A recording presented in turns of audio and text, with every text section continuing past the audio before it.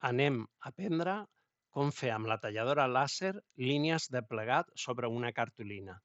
Si en una cartolina fem un tall molt superficial, podem aconseguir que després la cartolina es plegui per aquell punt. Fer-lo amb un paper serà difícil o impossible. El paper o tallarem o no tallarem, però amb una cartolina, especialment si és d'un cert gramatge, sí que podrem trobar aquest valor, aquesta velocitat i potència que ens facin un tall superficial que ajudi a plegar per allà.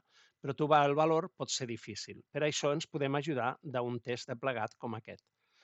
El test de plegat és un arxiu que podeu descarregar i té moltes línies que cadascuna d'elles tenen una potència i una velocitat de tall diferent.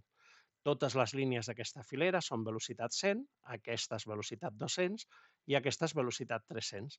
I aquesta columna, potència 10, potència 15, potència 20.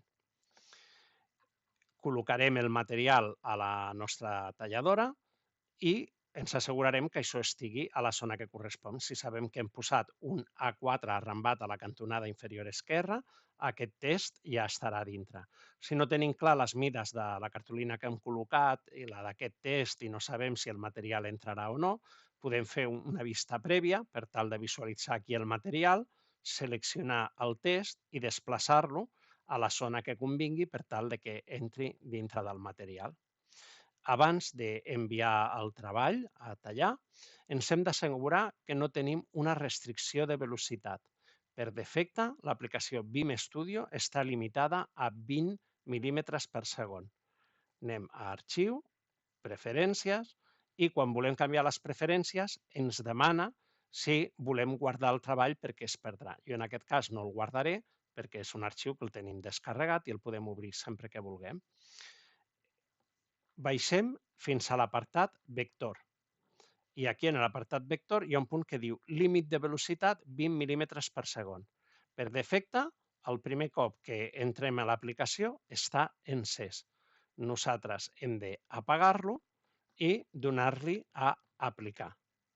El límit de 20 mil·límetres per segon és perquè si estem fent coses amb molt detall, com per exemple gravar unes lletres molt petites, a les cantonades podria quedar-nos amb algun petit error o que no quedés prou ben marcat. Però normalment no tindrem problema per excedir aquest límit. Molt bé. Un cop ens hem assegurat que no tenim el límit actiu, enviarem a la màquina el nostre treball.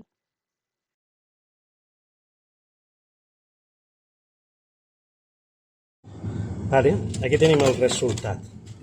Tenim el nostre test i veiem que ja automàticament hi ha peces que han caigut. Després tindrem algunes que estaran trencades, tot i que no caiguin, i finalment arribarem a algunes. Aquí veiem que aquesta està trencada, però aquesta no està. Aquestes trencades ja les podem eliminar, perquè el que estem buscant és el valor idoni per al plegat. Per tant, com que no volem que tallin, aquestes les podem retirar. Aquí. Molt bé. I ara podríem comprovar com són aquests plecs. Si són excessius, si l'han deixat molt feble, llavors podem provar el següent. Així fins que trobem un valor que ens agradi, que considerem que ens facilita el plegat, però que no compromet gaire la resistència del paper. Per exemple, jo trobo que aquest valor és un bon valor.